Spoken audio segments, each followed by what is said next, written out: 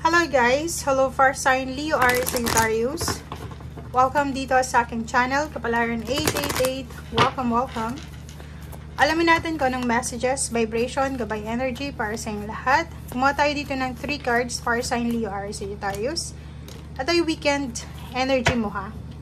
Weekend energy 31, 23, and unexpected income. Okay. Ano man itong nararamdaman mo, comment down below if may nararamdaman ka. Like for example, mga mga masakit sa kasukasuhan mo or kano pa man. Posibleng may healing. Meron kang mararamdaman na kagalingan sa weekend na to. Or as much as possible, if ever may nararamdaman kang hindi maganda sa katawan mo, magpahinga ka. Yan yung sinasabi sa'yo. Okay? Dito sa courthouse na to, 23-5,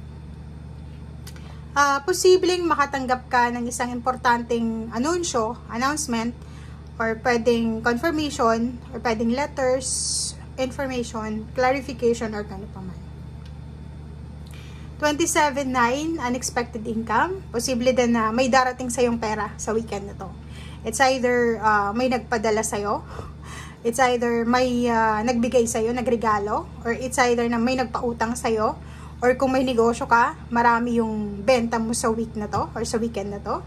Or posibleng hindi inaasahan na offer ng work, like nagpapahinga ka kasi weekend, and posibleng may taong gustong humingi ng tulong sa'yo, or pabor, or may taong gustong kunin yung serbisyo mo, syempre babayaran ka. Okay? Fire sign Leo Aries Sagittarius.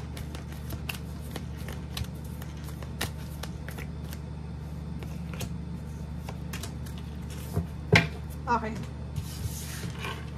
First 2 cards dito. Kumuha pa tayo ng isa. Inspiration and friendship. This weekend, sinasabi ng baraha sa'yo dito guys na ihanda mo yung sarili mo dahil posibleng makakatanggap ka ng isang kumbaga blessing of inspiration. Like, bigla kang magkakaroon ng inspiration, magiging inspired ka sa weekend na to. Or, posibleng isang hindi inaasahang determinasyon. Confidence, determinasyon. Yung parang biglang, halimbawa, nakaupo ka lang, tapos bigla kang tatahimik, tapos bigla mong maiisip yung isang bagay na imposible. Pero alam mo na, confident ka sa sarili mo na kaya mong gawin. So, sobrang inspiration ito. Determination or passion, diba? Excitement din. Pwedeng excited ka sa kung ano man ito na may isip mo. Friendship, dito sinasabi na posibleng lucky ka or swerte ka sa pagkakaroon ng mga kaibigan or pagkakaroon ng support system. Ang kaibigan naman na to is hindi lang naman siya kaibigan, friends. Pwede din na yung asawa mo na tinuturing mong kaibigan, mga in-laws mo, family members, yung mga taong parang dinadamayan ka sa kahit anong oras or sa kahit anong problema, kasayahan na meron ka. Precious time. This weekend, yun yung sinasabi ng barahan na wag nating sasayangin ang weekend na to, ang oras na to. If wala kang trabaho, pwede kang magpahinga. If may unexpected na work ka or kailangan ng serbisyo mo, huwag mo ding sayangin ito. Okay? So, spend weekend carefully, wisely. Okay?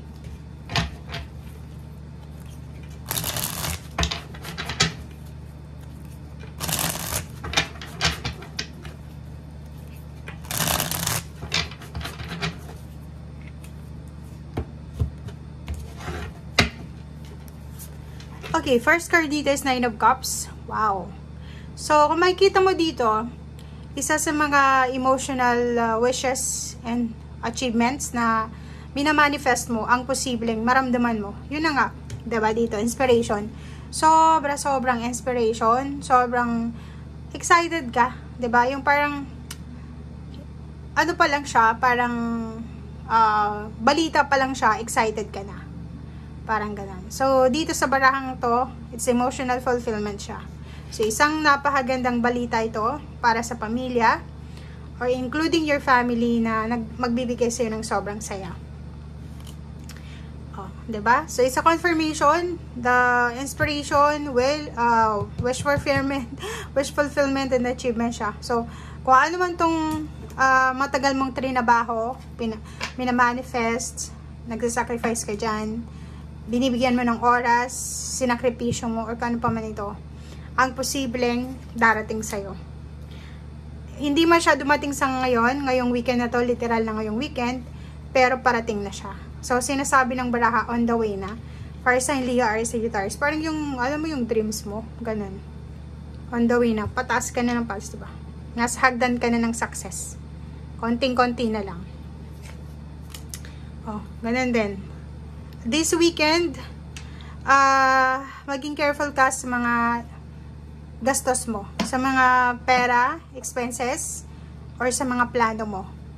If, for example, nasaan ka man sa ngayon, mayroon kang pera, malaking halagman o maliit, kailangan mong maging aware, maging careful ka, maging wise ka sa pag-spend ng pera. Okay, kung maaari, magtipid tayo sa weekend na to. King of Pentacles, ito yung financial fulfillment, yung parang wala kang problema sa usaping pera. Nakikita ko sa'yo dito na parating na yung panahon na yon.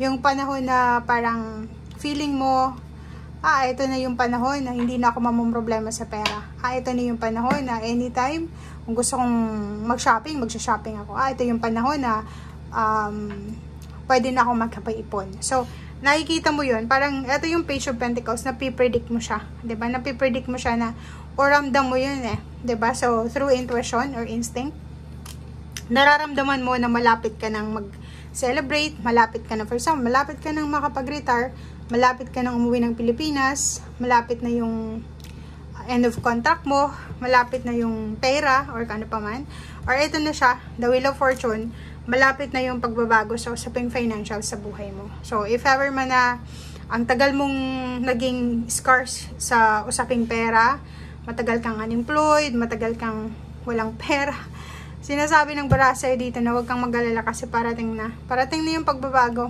Iikot yung Wheel of Fortune, pabor sa'yo. Okay? Maraming pera yung parating sa'yo. Kung makikita mo dito, puro good news yung sinasabi ng baraha. Ang gawin mo lang sa ngayon, habang hindi pa siya dumarating, huwag mong sayang yung oras mo, yung energy mo, kung anong ginagawa mo, ipagpatuloy mo lang. Kasi, the more na, parang ang tawag dito, nagiging komportable tayo, kasi alam natin na may parating na pera, the more na matatagalan ito. Pero kung hindi mo masyadong bibigyan ng pansin, di ba? Pag hindi ka masyadong excited sa kung anong parating, hayaan mo lang, tapos biglang mong naramdaman, andyan na siya. Okay? So yun, thank you for watching guys, and see you again. Bye!